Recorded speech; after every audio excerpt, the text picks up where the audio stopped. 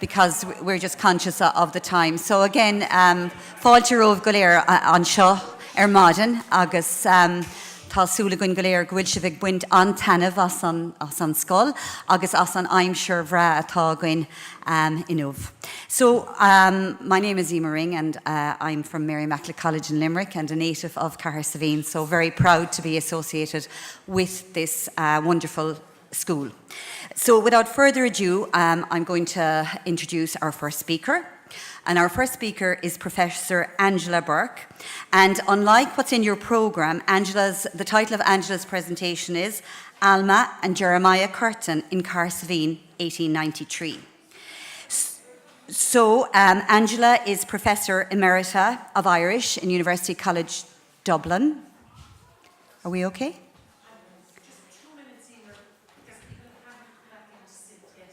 Okay, we'll rewind.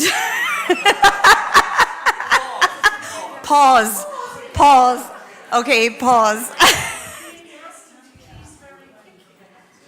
Okay, Brustig Orav. I was saying here to Michael that I was a primary school teacher at one stage, so I'll have to Búl an Clog now will be the next thing. So Brustige.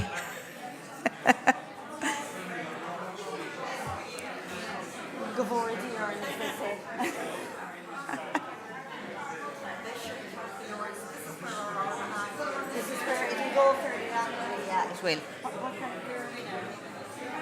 we're actually 12, 13. Don't worry, it's fine.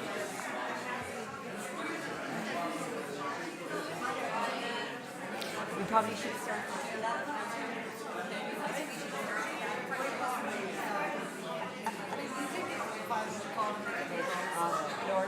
No.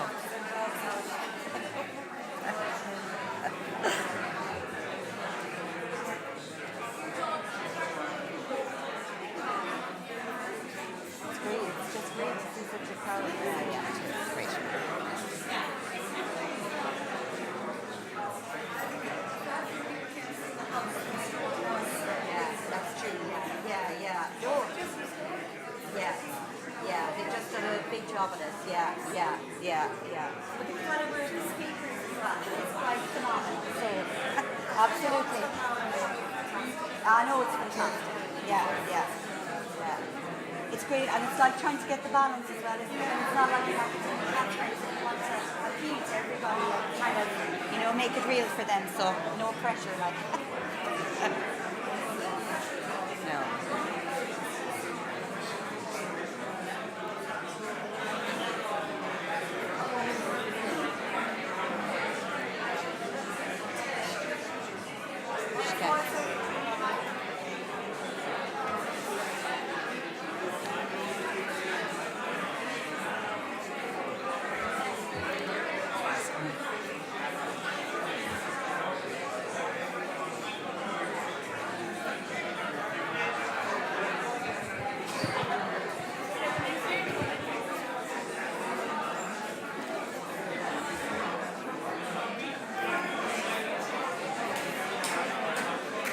Okay, I think we're going to... Okay, that's grand. So, okay, I'll have to resort to cueness now as well. It's very bad, all my old skills coming back. But anyway, I think I'm really, I suppose, anxious to begin because we have some really fascinating and brilliant speakers here with us. And so we want to make sure that that they get, ample time and so on. So I'll just introduce Professor Angela Burke to you. And Angela's presentation isn't what it says on the tin there on your programme. It is Alma and Jeremiah Curtin in Cahersiveen, 1893. So just to tell you a little bit about Professor Angela Burke. Angela is Professor Emerita of Irish in University College Dublin, and she has published widely and is author of a wide range of articles and papers, including, some of you may be familiar with this book, I know I've read it a while ago, The Burning of Bridget Cleary, which she's best known for in 2001. So without further ado, I'm going to introduce you to Angela. So if you can give a round of applause.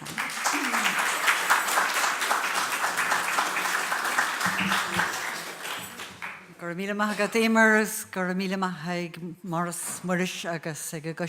really happy to be here, honoured to be part of the Daniel O'Connell Summer School, which in my experience, which is confined to yesterday and this morning, is just fantastic. So to Mary O'Connor, to Murish, to Junior Murphy, to the committee, thanks so much. Agus an murder an asar mavenja. Alma and Jeremiah Curtin, I think you have a screen there, yes? You're seeing what I'm seeing. The name Jeremiah Curtin is probably familiar to some of you, at least. His name is on quite a lot of books. Looking up the Harvard Hollis catalogue, Harvard is where he was an undergraduate, there's a very long list of books authored by Jeremiah Curtin. Many of them are posthumous, which is an interesting thing, but they range from stories of the North American Indians to Hungarian folktales to books about Irish folklore. A lot of them were published, in fact, by his wife after his death. His wife was Alma, but she is completely written out of the picture until fairly recently. Part of the reason she's written out of the picture is that she wrote herself out of the picture. But Jeremiah Curtin is known for 3 collections of Irish folktales, which I'll talk about in a little bit more detail. His books were published in the 1890s, which was a kind of golden age of folklore rediscovery internationally. And he is credited with being one of the stimuli for the Celtic Twilight, for this whole idea of a Gaelic revival. Because his books were published in Boston and in London.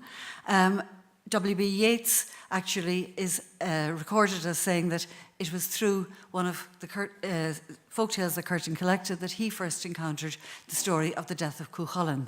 And in fact, his poem called The Death of Cuchulainn, as published now in anthologies, is not the same poem that he originally published with that title, because he was following Curtin's story as he read it in one of Curtin's books. And then when he got to know a little bit more about early Irish, because all of this was very, very new in the 1890s. People were just beginning to discover the Gaelic past. When he learned a little bit more about early Irish, when Lady Gregory started taking an interest in it, he realised, oops, Cuchulainn did not die after he killed his son inadvertently on the Strand somewhere. In the old Irish text, it's in County Louth, but in this folktale, it was in County Kerry, over near Ballybunion. But I can't talk about that today because I have to talk about Cahersiveen. And I don't have to, but I want to. And like Pat Wallace's presentation, this is work in progress. As I said, Alma was written out of the script for a very long time. Jeremiah Curtin's books make no mention of her. And he gives the impression, or he tries to give the impression, he does give the impression, that he was alone and that he was traveling in some kind of, maybe magic coach or something, because he doesn't talk about where he stayed, he doesn't talk about who he met, he doesn't talk about how he collected these stories. Initially, he says the stories in this volume, the first volume that he published, were written down in counties Kerry, Galway and Donegal from the lips of men who spoke only Gaelic, or if English, but imperfectly. And so the first reviewers of his book, and actually generations since, have imagined that he collected these stories in Irish from Irish-speaking storytellers. He did collect them from Irish-speaking storytellers, but not in Irish. Either the storytellers told them to him in English, or he got the clerk of the church or some other such person to translate. And he didn't actually write them all down himself, because Alma wrote a great many of them. The other interesting thing, just before I start talking about Cahersiveen and the connection, and perhaps asking people if they can, well, I don't have any specific questions, but I'm hoping that people here might be able to tell me more about the period. The diaries that Alma kept, because Alma was with Jeremiah every single day from the time they married in 1872. They married in Vermont, USA, where she was from. He was an Irish-American born in Detroit, brought up mostly in Wisconsin, in Milwaukee, or what's now Milwaukee. His family, who were from West Limerick, were among the first pioneers in that part of the world, and he's remembered there very vividly. But Alma kept diaries and wrote letters, and as she, in a very long widowhood from 1906 to 1938, when she herself died, she devoted that time to publishing all these posthumous books from his notes of all the various places they had travelled. They had travelled among Native Americans, as I said, they travelled a lot in Eastern Europe. She kept these diaries, and she produced this massive 900-page volume published in 1940 called The Memoirs of Jeremiah Curtin, in which she changed the J in her own diaries to I. And so she ventriloquizes this country-hopping, bearded savant, this man of science, as he liked to present himself, the Harvard graduate, going around the world, generally just sort of sorting out, settling questions about culture. Really, in a great many ways, he resembles George Eliot's Mr. Casaubon, looking for the key to all mythologies.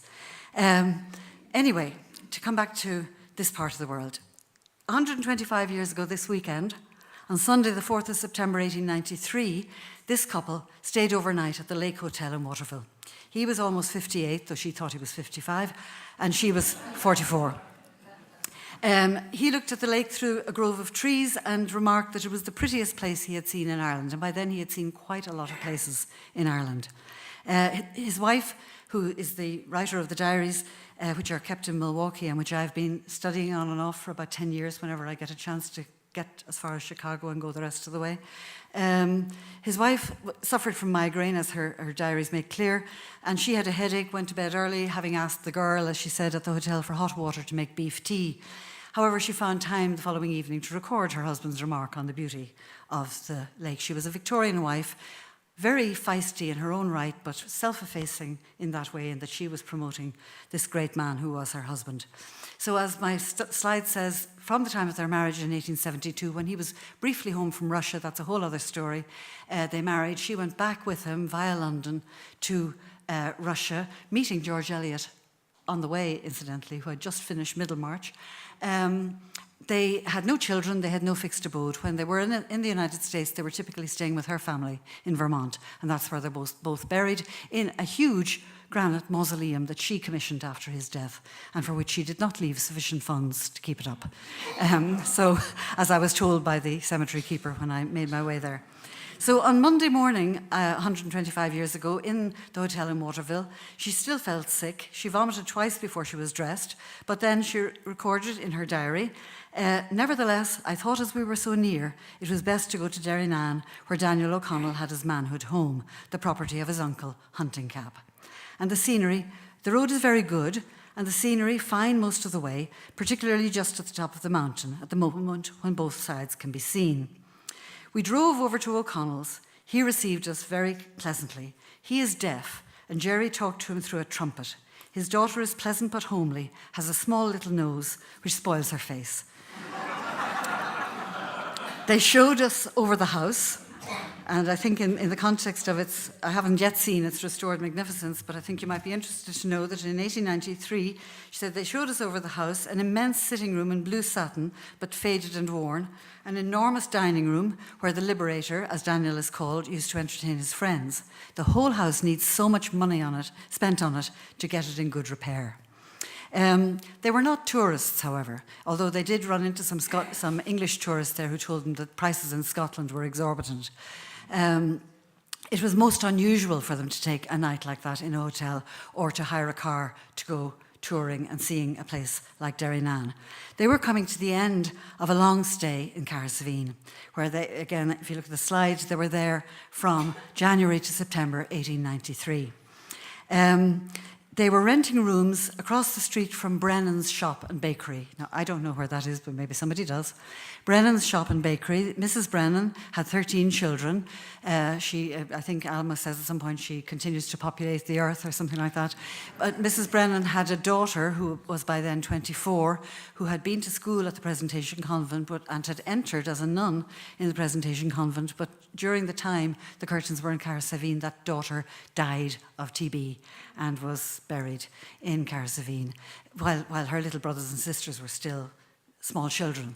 And so this was an issue of great grief. But across the street from Brennan's bakery and shop was another shop owned by the Brennans, which was kept by a Mrs. Murphy, who I imagine was a widow, a very pious lady. But I'll come back to her in a minute. But they're coming to the end of their trip in September. They will actually leave very shortly. They've done the work they came to do, which I'll tell you about, and they will leave the area, so they're at last doing a little bit of visiting. and Alma doesn't seem to have known much about Daniel O'Connell before coming here, because she calls him Daniel O'Connor in several of her earlier diary entries, but then her spelling is not the greatest either. The Curtins had been in Ireland at this stage for over 20 months. They'd come in at Christmas 1891, actually arrived in Cove on Christmas Day and in Cork. They then went to Dingle and then to Ventry, and their person, their kind of minder in Dingle, their translator and facilitator, was the same Padraig Ferreter whom Maeveen referred to earlier, who copied the manuscript of Queen Arcílaide in New York. Brandon Ferreter is here as well, but it's not he I'm talking about, it's Padraig Ferreter.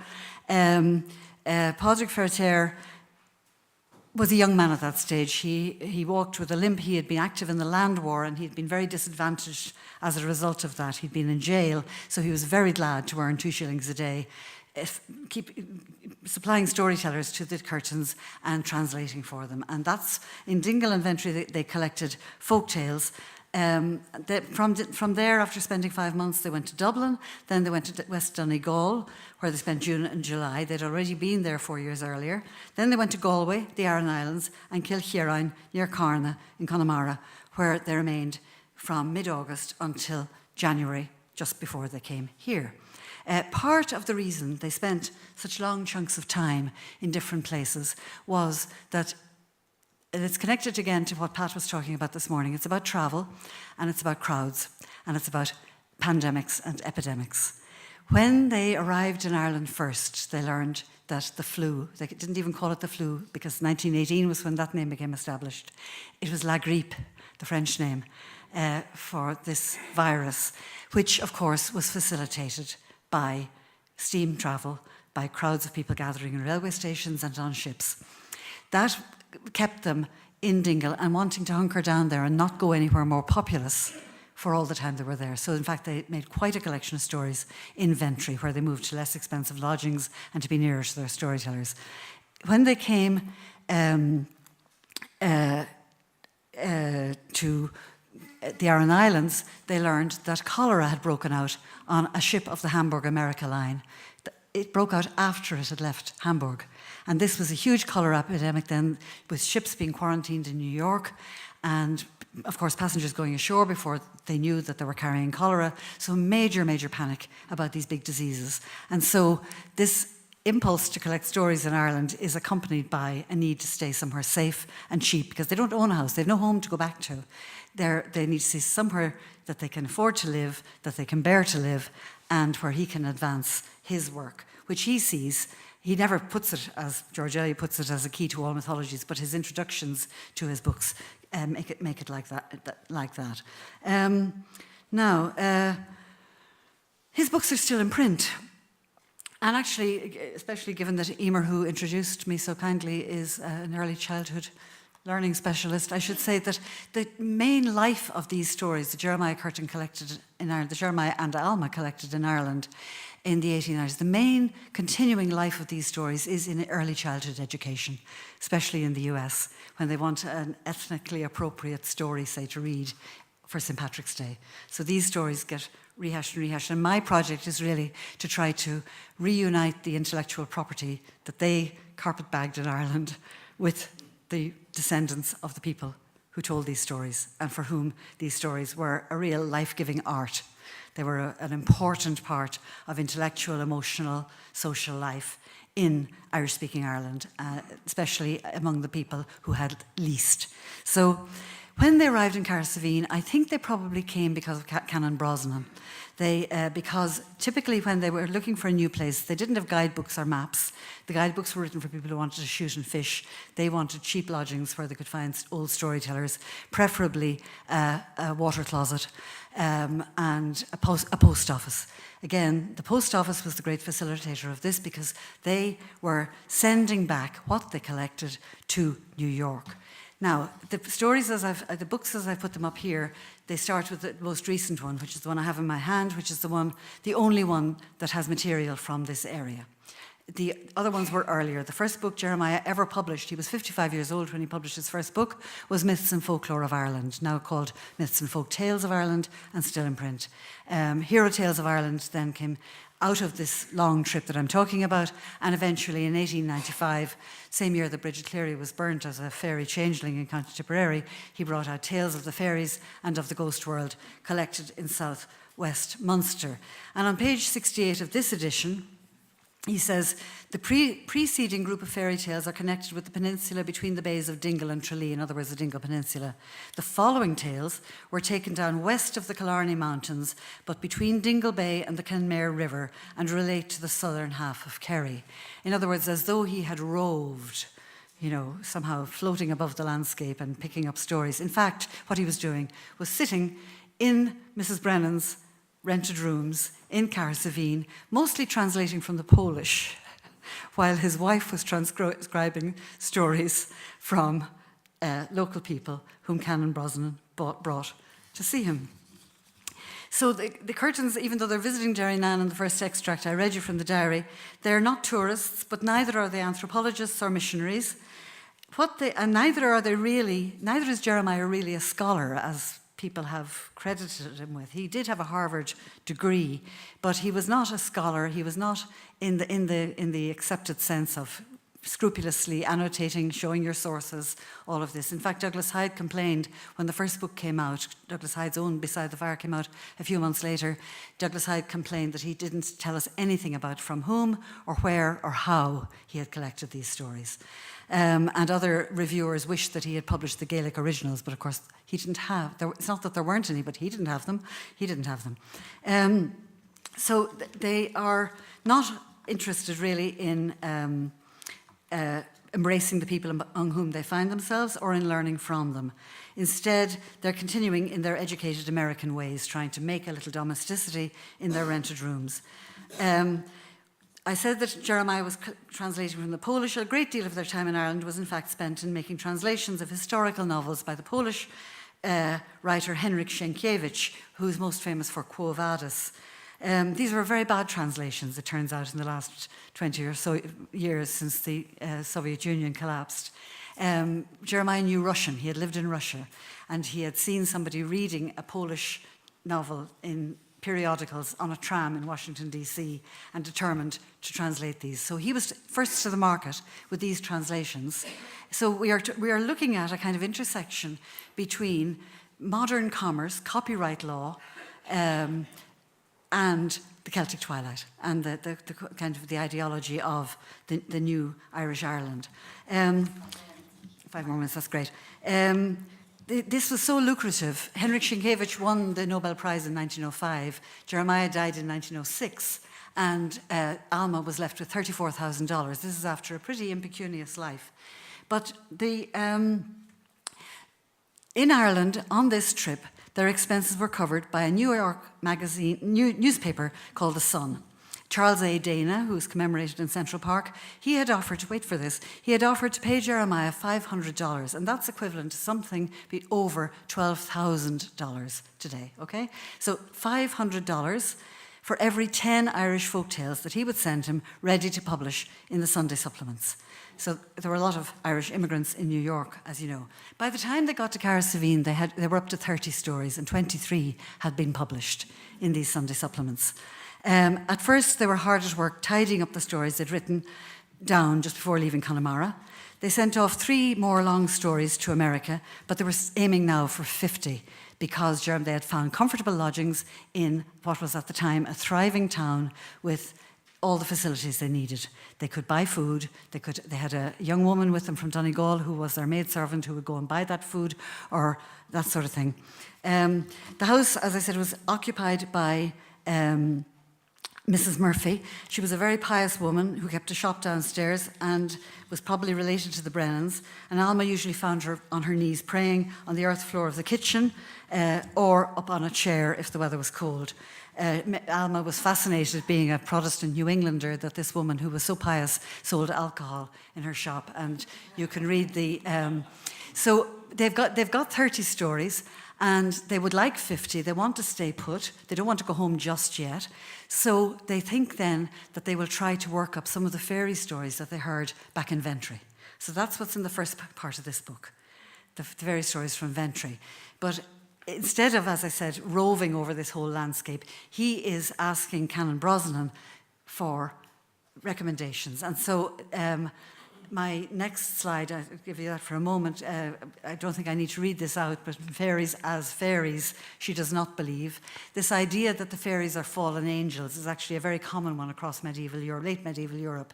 The idea that God the Father was banishing Lucifer and the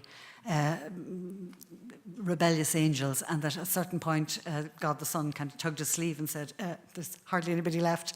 And so the film was stopped, and so those who were in the air remain in the air, those who were in the water remain in the water, those who were in the earth remain in the earth, and of course hell is down there below that somewhere in that cosmology. So she questioned Mrs. Murphy, and these are the storytellers whom they name. This is for the student of folklore, this is actually the best of the three books, although for the general reader it's probably the hardest to read. And Jeremiah and Alma came to Ireland, and they just went in and hoovered up the stories. They were not interested in giving the names of their storytellers or learning what the stories meant to the people who were telling them or what constituted a good story. They wanted stories that they could publish because this is what they lived on. This was their income, and they made a very tidy income out of this, as you can see. Every 10 stories got them $500, and they sent 50. So do the math, as they say. Yeah, okay. So these are the storytellers, and somebody may recognize some of the names. At the end of June, she said, finished the 50th story and sent it to Dana. I tell Jeremiah that the work we came to do is now accomplished and that we can go home, but he has many things yet that he wishes to do in Europe. The rest of the time is spent sightseeing, taking photographs. She's a great photographer. Then she says on Tuesday, the 22nd of August, Ellen got her ticket for going on the Teutonic the 14th of next month. She said, there's no use in talking, the pig must be sold. This is young Ellen from Donegal, who's been their maid. And they have really fallen out by this time, even though they were very close at the beginning. And then she says, Mr. McCarthy came in this PM and read Russian for half an hour with Jeremiah. He can read but cannot pronounce it very well. She also met a farmer called Healy from Castlequin, who had a daughter called Fanny, who told her, people don't like to speak Irish so much because they find it so common in itself. I found that Fanny Healy in the census. She was 11 at the time they met her. They were around for another while, but on the 12th of September, which was 2 days before Ellen was going on the ship, but it was the same day that the new railway was opening in Carsavine, they took the 6 a.m. car to Killorglin to catch the train to Dublin. And there we have it. Gormila Margaret.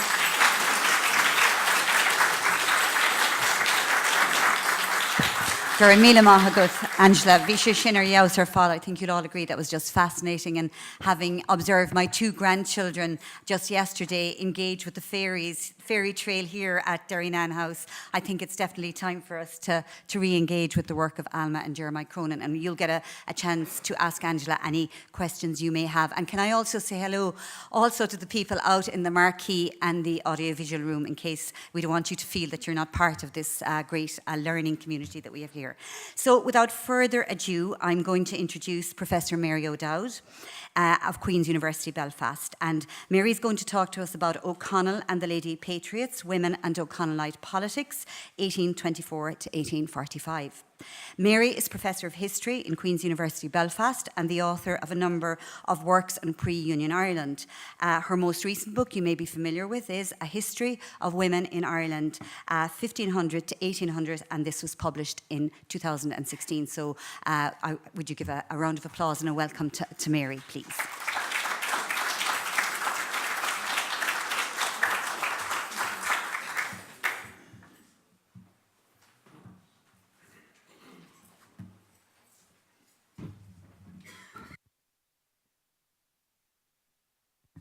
Thank you very much.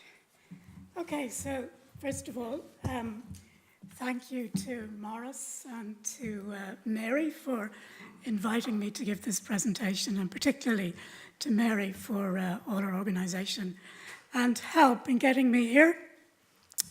I was very happy to accept the invitation because I've never been to Derrynane House before, and I'm very much looking forward to the tour after this session, and in particular, as you'll see, to seeing one of the paintings involving O'Connell and his supporters, which I'm going to show you, but I've only seen a slide of it, but I haven't seen the original. Okay, so I want to talk about women's involvement in O'Connellite politics in the 1820s and 1830s, mainly by looking at a series of images. And I want to begin with this earlier image. I just have to believe it's there. This painting by Francis Wheatley, it's a very well-known painting of the Irish House of Commons in 1780 with Daniel O'Connell down in the main chamber in his red uniform giving a speech. It's a red volunteer uniform, and many of the men in the chamber... Sorry, Grattan. What did I say? Yeah, I have Henry Grattan written here. Sorry, thank you. That's Grattan giving a speech on free trade. And he's wearing his red uniform, and if you look around the chamber, some of the other men are also wearing the volunteer uniform.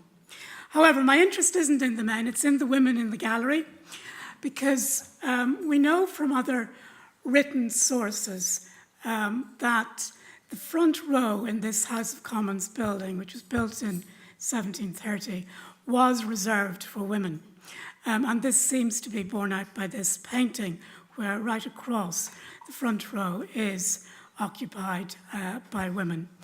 And there's indeed one woman in red wearing her volunteer uniform, because women were quite strong supporters of the volunteer movement, particularly the free trade campaign and the desire to wear Irish produce. So in the 18th century, in other words, the gallery in the House of Commons was a space where women could observe political debate. It's also worth noting that many of these women were probably either related to some of the men in the chamber, or that their families owned the seats held by some of the MPs. And if some of the women were widows, it's likely that they would have personally controlled the election of the MP in the family, on the family property. So in other words, these women aren't there just for social decoration. They're very much engaged with the political debates that are going on and very seriously watching who voted for what. And that was particularly the case with the debate on the Act of Union. But if we move on to O'Connell's campaigns, another 40 years, we can see something very similar, that women were in the gallery in large numbers at O'Connell's meetings. And clearly, too, they're from a much wider social class than the women in the gallery in the House of Commons. One commentator on these meetings said there was women without end in the gallery. And you can see from this illustration that you can see what he means, because the women are stretched right across the gallery. There must be hundreds, if not thousands, of women in that gallery. So the gallery at the Catholic Association meetings increasingly became a female-only space, and men were asked not to sit in the gallery so that they would leave more room for the women. And O'Connell himself said that, and that's important from what I'm going to say later on. This illustration is of the special hall that was built in Cornmarket in Dublin. And it may be a meeting of the Repeal Association. There's no date on it, so I'm not sure if it's the Catholic Association or the Repeal, but possibly with the symbols in the background, it may be the Repeal rather than the Catholic meeting. But it's not just in Dublin that women attended meetings, particularly of the Catholic Association, in large numbers, because it's important, as many of you probably know, to remember that many of these meetings of the Catholic Association around the country were held in churches or in chapels. Very like this, I would guess, small ones. And they were often held after the Mass. And the women were not asked to leave. So right from the very beginning, there were women present at these meetings. And in some of the larger churches, then the reports are that there also they begin to take over the gallery as a female space. So one question worth asking is, why were women welcome at these meetings of the Catholic Association in such large numbers? And I think there are two reasons. First and most importantly was money, because women were good at raising funds. By the 1820s, middle-class Catholic laywomen had begun to be involved in charity work, particularly those associated with poor women and children. Protestant women had been doing this since the 18th century, but Catholic laywomen began to catch up in the 1810s and 1820s. So the leadership of the Catholic Association really harnessed this fundraising ability of women to secure money on its behalf. So separate ladies' committees were formed to help with the fundraising. The first was in Drogheda, and then they began to appear elsewhere around the country. Now, this is a fairly badly preserved document, but it's important, I think, as I'll explain in a few minutes. It reads across the top just Catholic rent, and there's the symbol of the Catholic Association that's now disappeared. The ladies, Rathfarnham and Bohernabrina parishes. And then in the paragraph below, it asks these ladies or women to follow the example of the women in Drogheda and support the Catholic rent. It says, with zeal, and to also support any measure that may have for its object the welfare of their countrymen and native land. So it's more than just give us your money. They are asking them also to be supportive of this wider cause. Now, as I say, it is poorly preserved. On the other side, you can just see, you can't read them, but it's the names of a lot of people, a lot of women who signed this petition. And it starts off with fairly wealthy women in the area, and then it goes down, I think, to servants and just gives an indication of how much money each of them subscribed.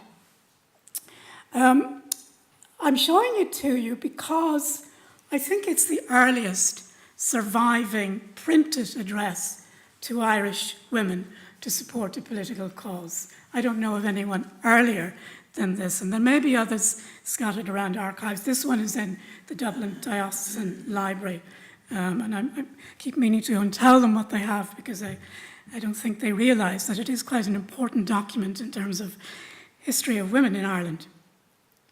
Okay, so the second reason why I think women were welcome at Catholic Association meetings was that O'Connell, of course, presented Catholic emancipation as more than a political campaign. His political rhetoric presented it as a moral crusade, one in which he claimed he had the support of all the Irish people, men, women and children, as he told the English House of Commons. It had the moral force of the Irish nation behind it, regardless of gender or indeed age. And of course, too, if you think about it, O'Connell's monster meetings out of doors would have looked far more threatening if they had just been of men. So instead, he turns them into this sort of almost carnival or festival atmosphere in which women and children attended in very large numbers, and I'll show you that in an illustration later. So they're welcome at the meetings, but it's also important to note that despite their role as fundraisers, they weren't admitted as members of the Catholic Association. O'Connell made it quite clear women could be subscribers, but they couldn't be members of the Catholic Association. After the Catholic Emancipation Campaign ended in 1829 with the election of O'Connell and other Catholic men as MPs, so the whole notion of this being Catholic emancipation is very much part of his political rhetoric, but it doesn't really do anything for women in Ireland. Anyway, he turned his attention to the Act of Union, as you all know. And he founded this society initially called the Precursor Society, which probably very few people nowadays have heard of. It was a precursor to reform and repeal of the Union. It wasn't very popular, and so to rally support for it, O'Connell changed his mind and said that women could be admitted as full members. And he defended his change of mind by saying that he had realised during the Catholic Emancipation Campaign that if you get the women in the family involved, then they would persuade the men to join. And most importantly, they would persuade the men to vote, because obviously the women didn't have the vote, but many of their husbands did. Newspapers report in the 1830s the excitement of many women to realise that they could now become members of this great political movement, and they're queuing up for membership. So again, it's not a very well-known society, but again, I think it's important because it is the first political organisation to admit women as full members in Ireland. And when the Repeal Association is established in 1840, women are just almost automatically admitted as members. However, they are also continued to be used as fundraisers, and their membership of the Repeal Association, there were different levels of membership, and it depended on how much money you raised.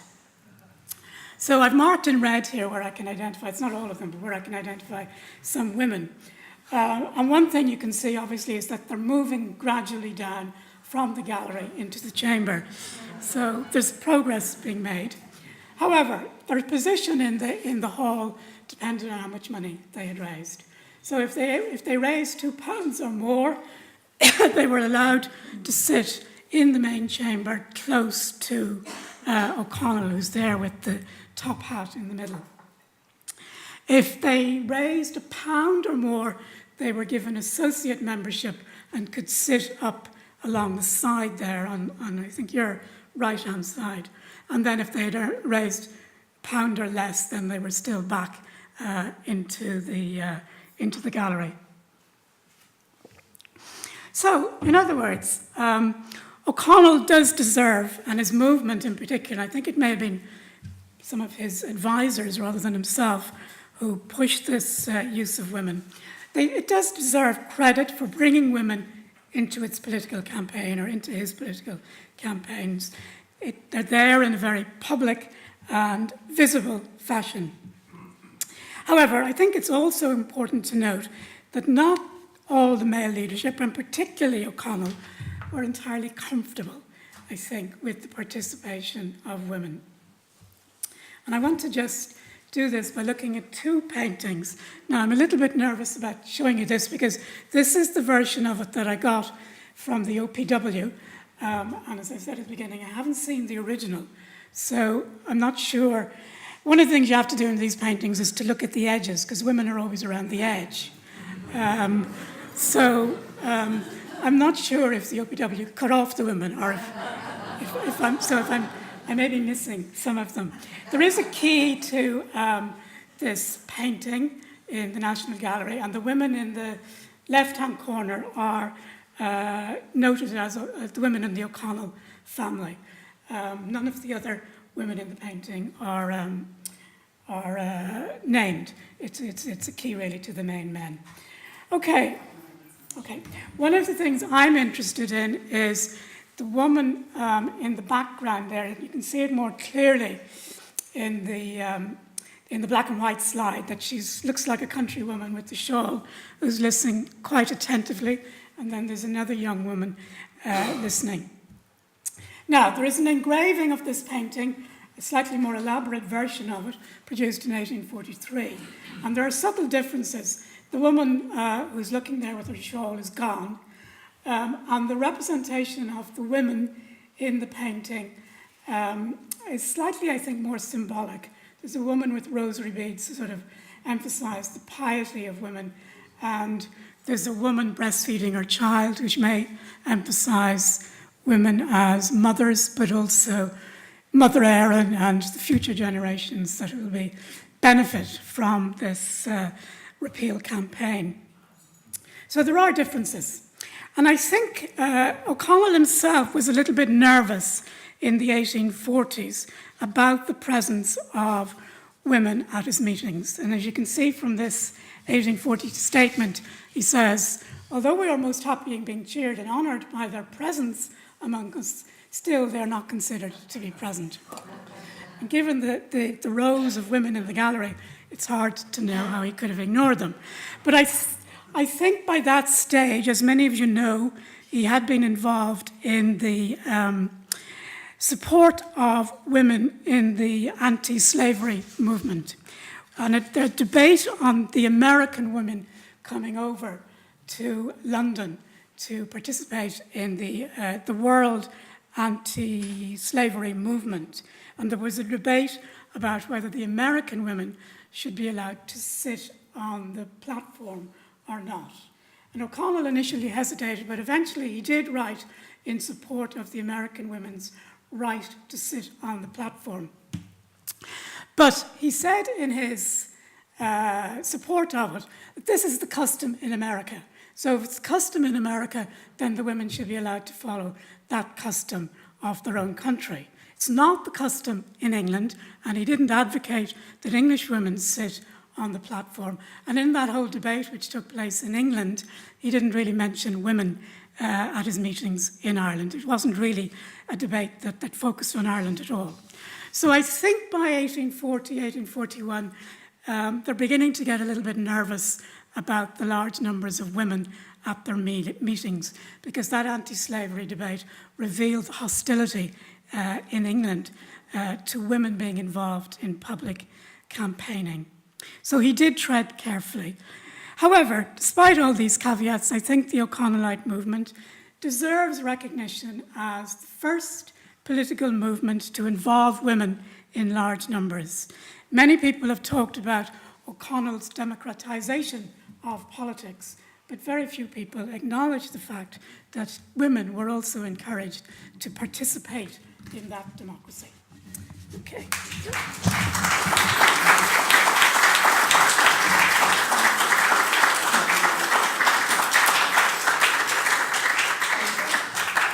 Thank you very much indeed, Mary. I'm sure you'll all agree that that was just a very compelling insight into women and O'Connellite politics. And I'm sure you're going to have lots of questions for Mary about that journey from the gallery down to the front row when we take some questions at the end. So our final speaker in this session is Professor Michael Laffan. And Michael is going to talk to us about commemorating O'Connell.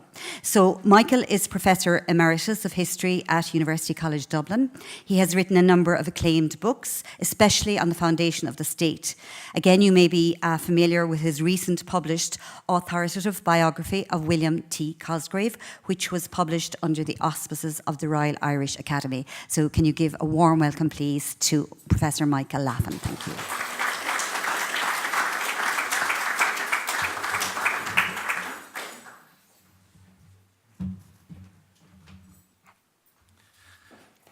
Thank you, Emer, and my thanks to Maurice and Mary and the others involved in organising this wonderful conference.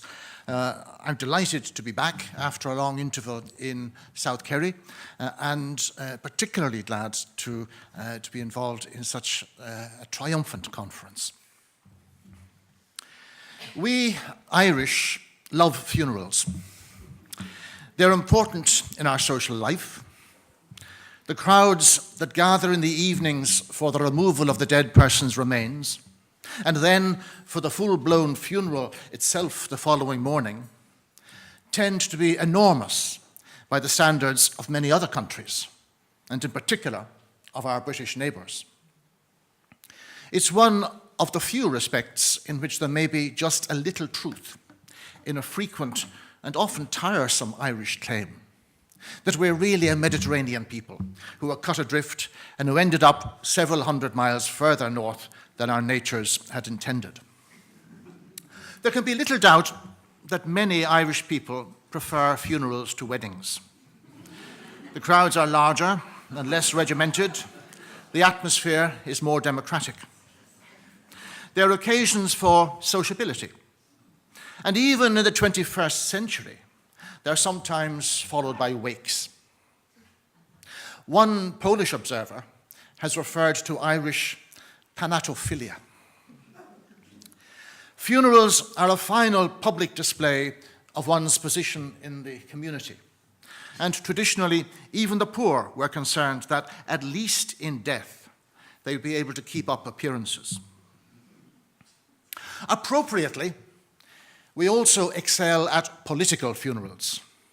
And under British rule, funerals of dead nationalists, and particularly of dead rebels, were a way of expressing protest, of mass solidarity against the government, when other sorts of public meetings were banned, of pointing out to the authorities that you may have the power, but we have the people. You control the present, we represent the past. And many Irish nationalists would have shared the view, expressed in the party slogan coined by George Orwell in 1984, who controls the past controls the future, and who controls the present controls the past. Political funerals were occasions when rival groups claimed kinship, tried to exclude one another, or demanded rights of succession. They were struggles between these different groups to control and reshape an image of the past, to annex a tradition, to monopolize legitimacy, to use the dead as a weapon against living opponents. Bodies could be snatched, political wills could be overturned, legacies could be diverted. The dead, their memory and their cult could be powerful weapons in helping to shape national consciousness, to invent a tradition, to imagine a community, or to create or undermine allegiances. Of course, there's nothing new or uniquely Irish about this.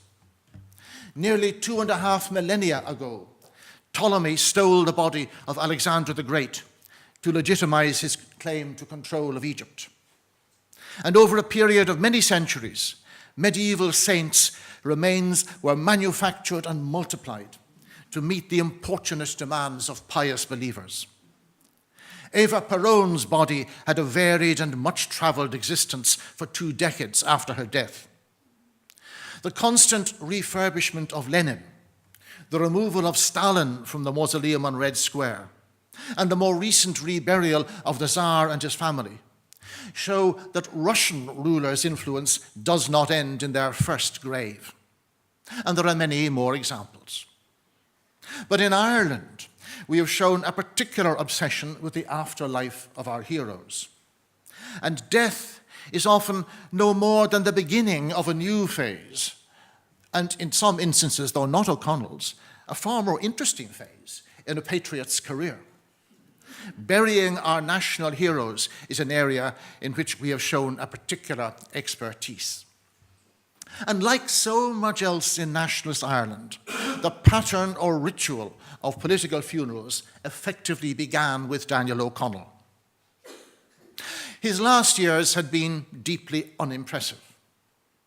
Among his biographers, Sean O'Whalon describes him at this time as bowed and feeble, floundering around like a homeless King Lear.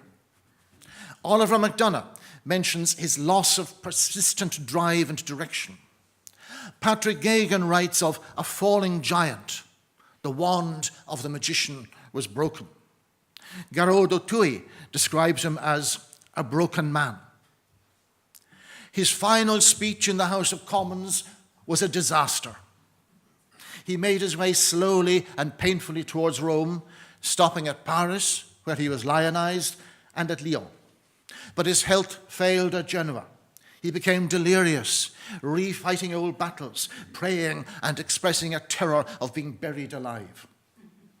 He died despairing, weighed down by the horrors of the famine. And symbolically, as the steamer bearing his body to Dublin arrived in the Liffey, it passed, travelling in the opposite direction, an emigrant ship whose passengers lamented their dead leader. But despite this inauspicious beginning, his funeral was to be a magnificent affair, a posthumous return to his days of glory.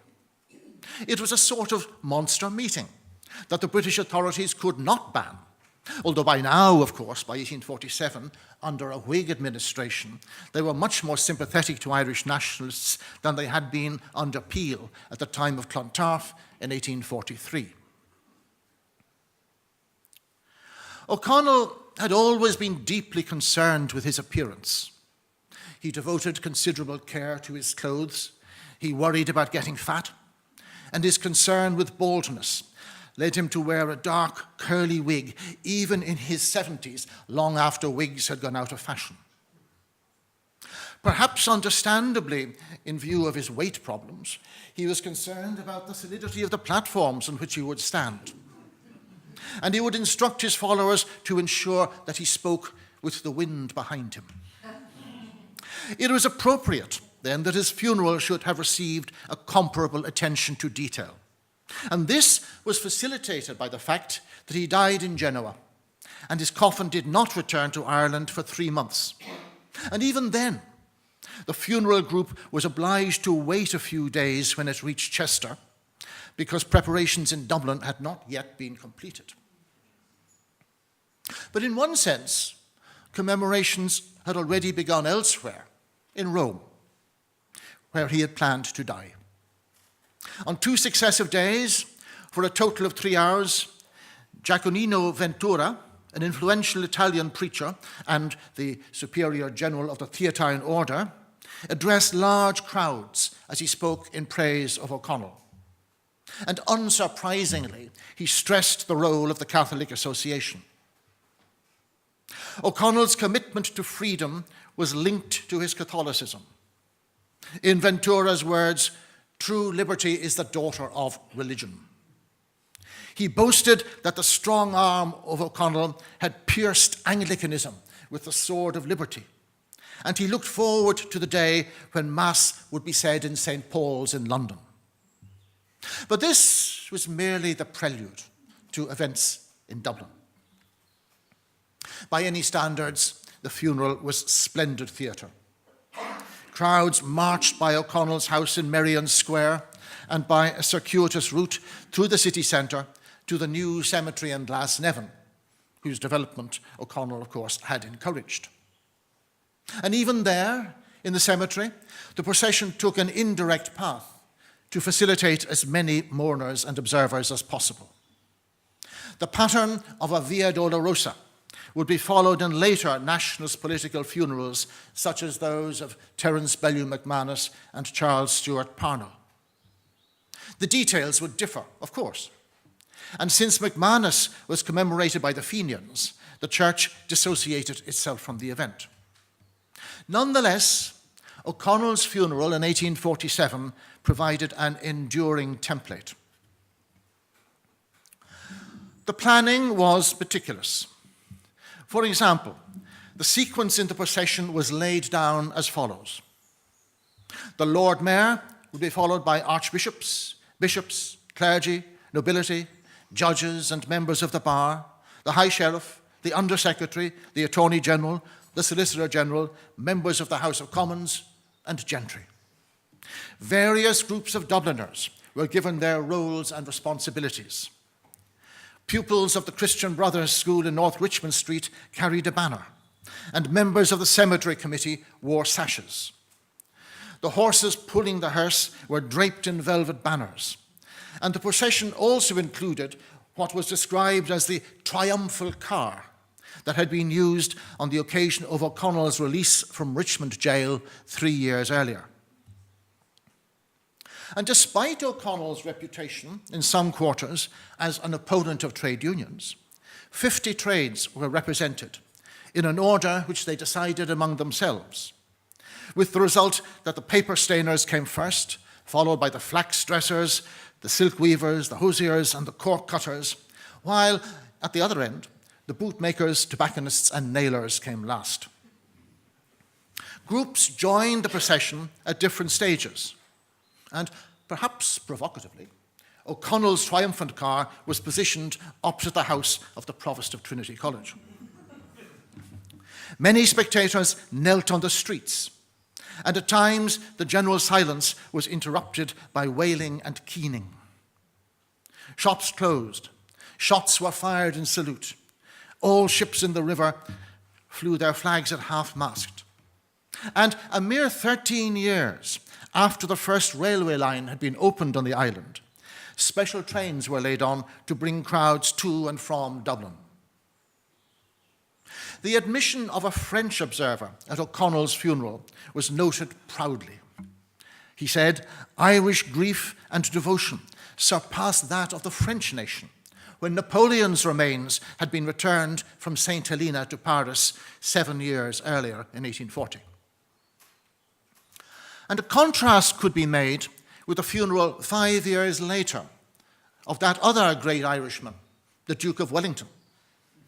Even though in his case, too, there was a long interval between death and burial, in the words of a recent authority on the subject, everything that could go wrong did go wrong. When O'Connell died, his followers had been demoralized by the defeat of the repeal movement 4 years earlier, and his Young Ireland critics had no interest in taking over his memory. The church filled the gap, and it promptly turned O'Connell into a Catholic hero. His nationalism and his radicalism were conveniently forgotten. His opposition to slavery, his support of Jewish emancipation received no mention. Later nationalist funerals almost invariably included an Irish-American contingent, which was often given a place of honour, but this pattern began only with McManus's procession in 1861, and appropriately, since the commemorations had begun in San Francisco where he died. But in O'Connell's case, the international element took an unusual form.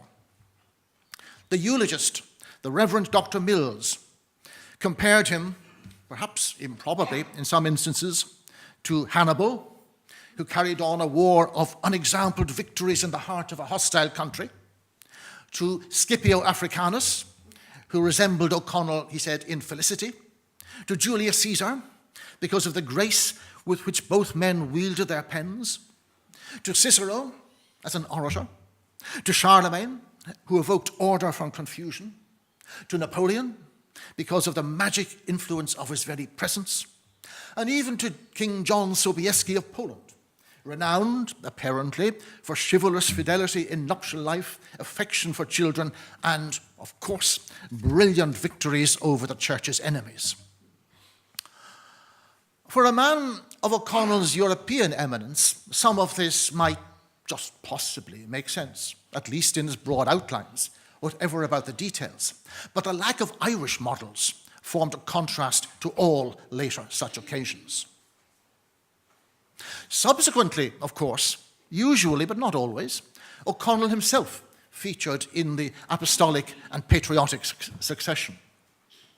And his funeral provided a benchmark or a unit of measurement in calculating the number of mourners who gathered to pay their respects. At funerals such as Parnell's or Collins's, there were frequent claims to have matched or even surpassed the imagined attendance of 1847.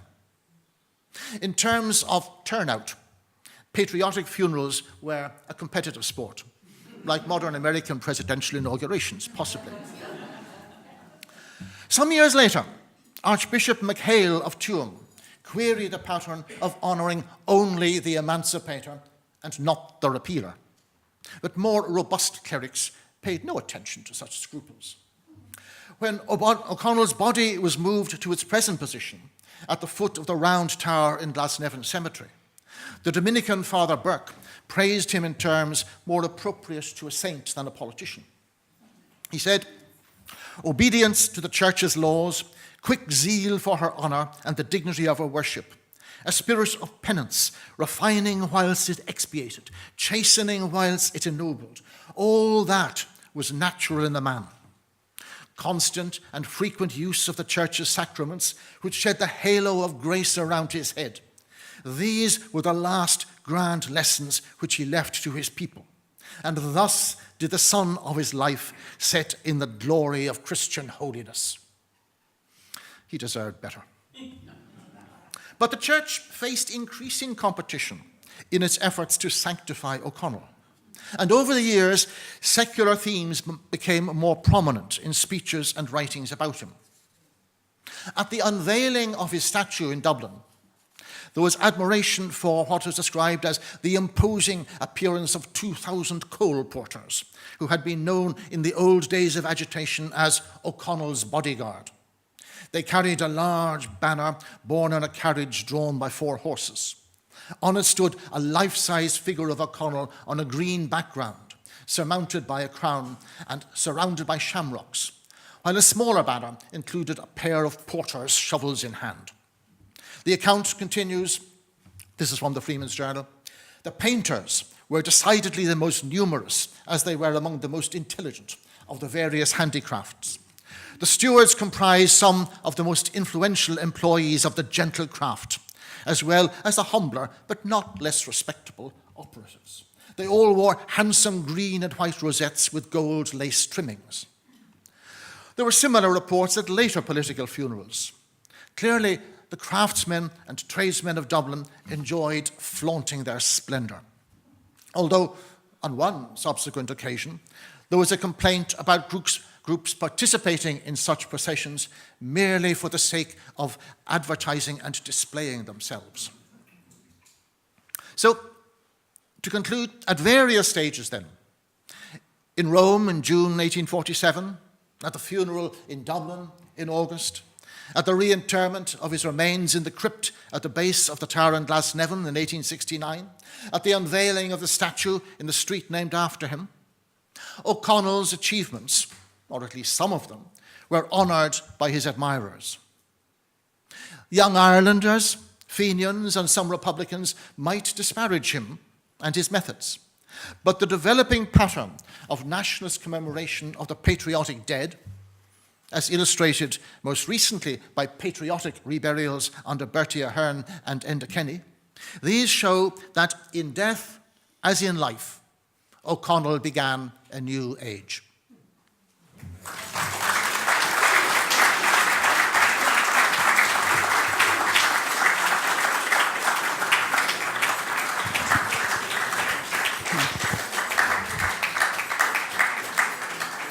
Thank you very much, Michael, for weaving such, I suppose, a fascinating and colourful tapestry for us and just bringing us back in time with your just eloquence, really.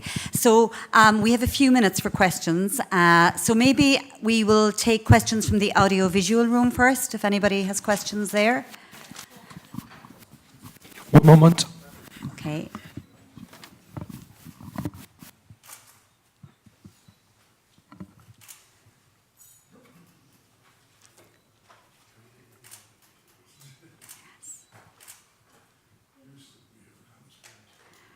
Okay.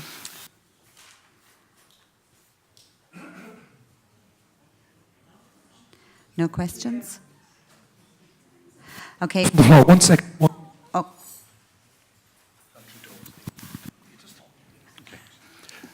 Hello. A question from Neil Fenton, Cardinal. Question for Michael Laffan.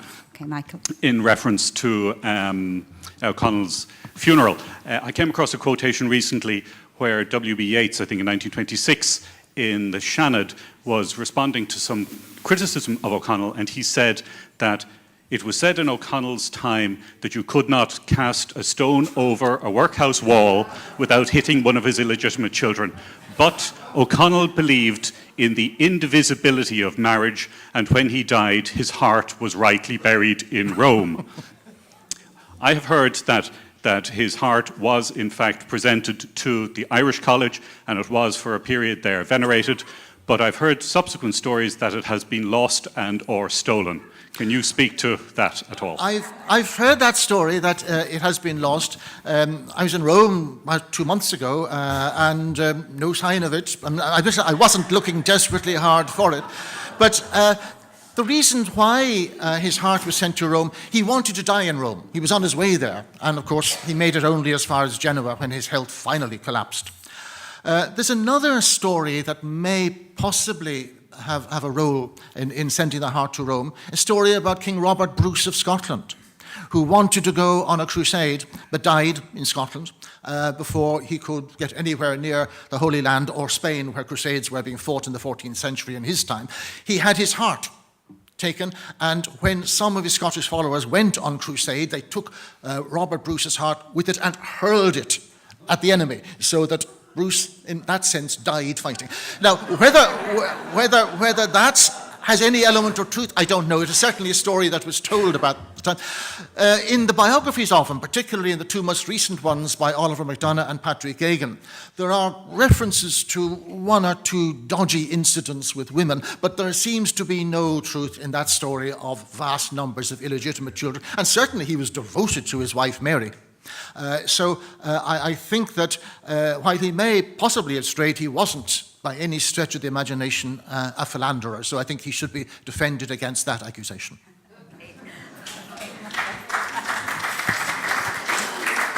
Thank you. Thank you, Michael, for that clarification. I wonder, would we have maybe take another question from the audiovisual room before going on to the marquee, and we'll finish here then. I'm watching Murish is glaring at me there, making sure that I'm keeping time. I'm under terrible pressure. No. On to the marquee now. Marquee? Okay. Question from the floor. Perhaps a general question for historians. It's been said a couple of times in the course of yesterday and today that in this part of the world here in Kerry, there was much better knowledge in the early 19th century about what might be happening in Europe than there was elsewhere in Dublin or even in England and so on. I can see how one can establish the first part of that by actually finding sources to show what people did know here. But it seems to me to be a bit more difficult to show what people didn't know elsewhere. So I wonder whether that's been done. Angela, would you? Or no? Mary? Michael? Yeah? Okay. Well, I think part of the reason for such a view is that Dublin looked to London. There were endless contacts between Dublin and London, back and forth across the Irish Sea. As we know in particular from Pat's wonderful talk earlier today, transport was slow and difficult. To get from Cork or Cahersiveen to Dublin was difficult to get from there, as O'Connell had to do very often, to get from there to Dublin to London. Much more difficult still. And when there were direct contacts between Cork and Waterford and other ports in Munster with France and Spain, it did make sense to go there directly and cut out Dublin altogether. So in that way, I mean, O'Connell's own personal experience in studying in Paris is just one example of so many of Irish people going directly to the continent without bothering about the middleman, Dublin, and let Dublin liaise with London, which of course it had to do on a regular basis. So I think that is part of the reason why there was an emphasis with which I wouldn't disagree at all, that in Munster, or parts of Munster, it was easier and more natural to communicate with the continent than it was from Dublin, where you'd have to go through London. Okay, Michael, thank you very much. And we'll come back here. Has anybody got a question here for us? Murish. Oh, okay.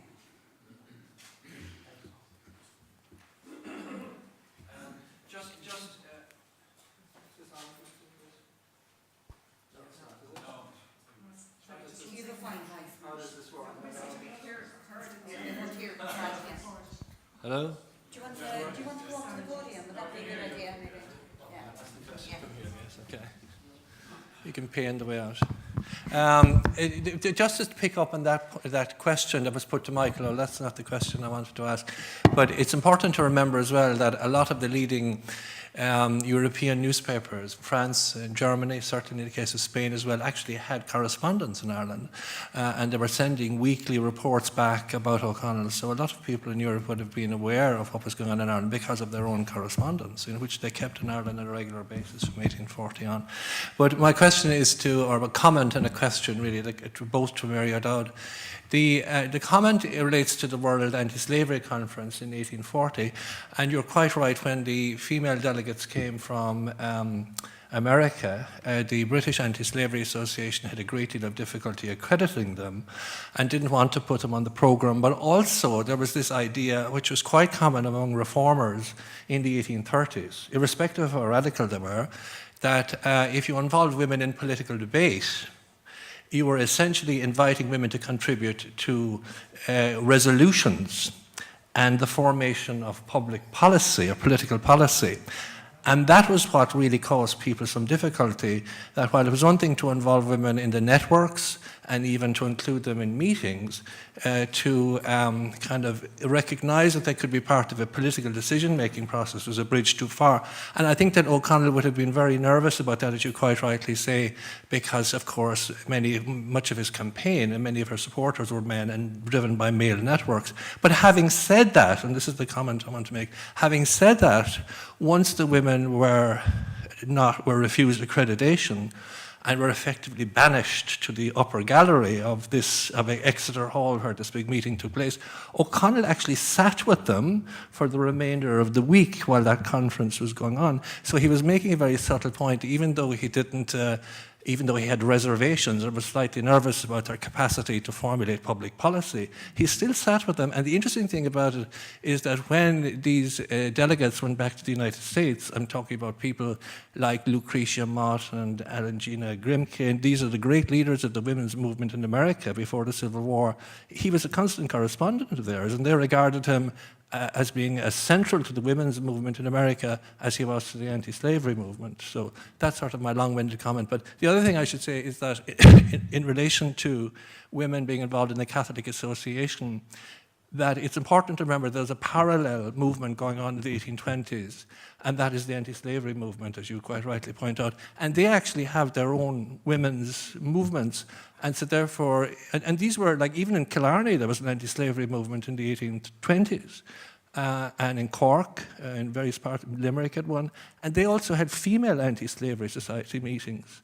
So my question to you is there any intersection between these movements and what you were describing about the role of women in the Catholic Association?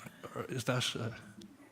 okay, that's my question. Sorry for going on. Yeah, you're right about the hesitation and what I find interesting about O'Connell and the anti-slavery debate, and as you say, he is a sort of hero among the women, the American women, is that he never refers to Ireland. He never talks about, look at all these women I have in my movement in Ireland. He never makes a public statement about it in the same way as he's praising the American women. So it's either that he's a sort of canny politician, that he's not.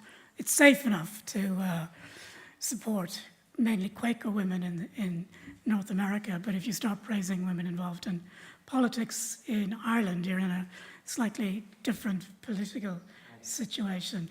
This is also, of course, I mean, you're right about the decision making. It's also the time when the Chartist movement is getting going in England, and it also has women's organisations. A lot of what's going on in the Chartist movement is imitating what's going on in Ireland, because it's just a little bit behind in terms of the chronology, a little bit forward in terms of it's copying what the women are doing in Ireland. In relation to, what was your last? The anti-slavery women. Oh yeah, the anti-slavery organisations. I think they were seen as part of the overall philanthropy and charity organisations, and Protestant women had been involved in those since the 1770s. So it's the same sort of thing, that it was encouraging women, not to buy sugar or to support the poor black person who's being treated very badly in these countries far away. So I do think there are parallels in that. What I was saying about the Catholic Emancipation Campaign, he sort of turned it into a charity organisation, that there was a moral element to it, and encouraging women and children to get involved.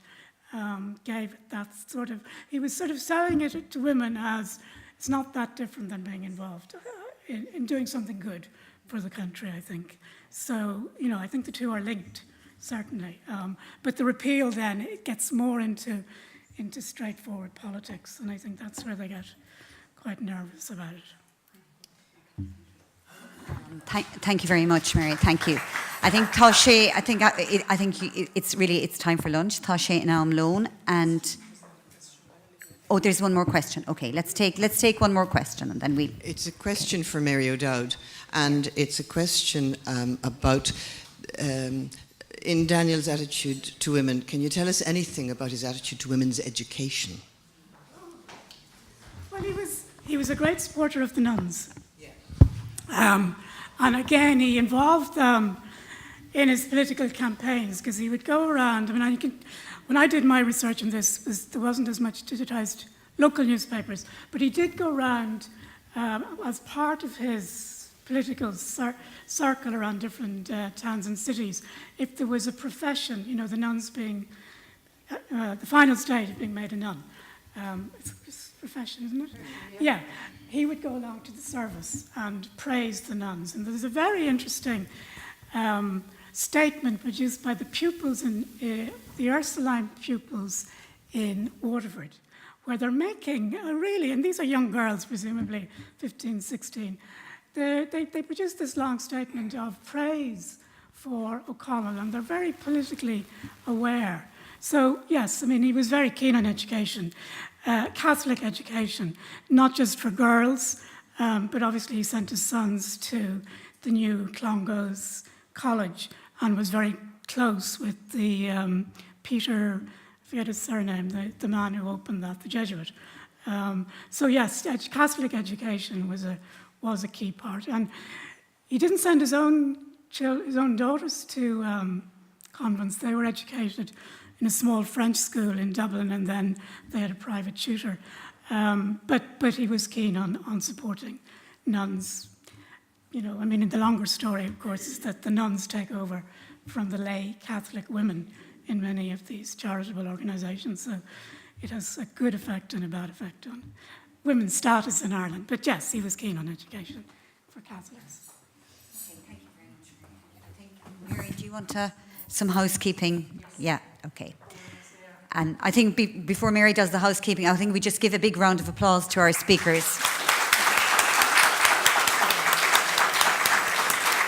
Thank you all very much.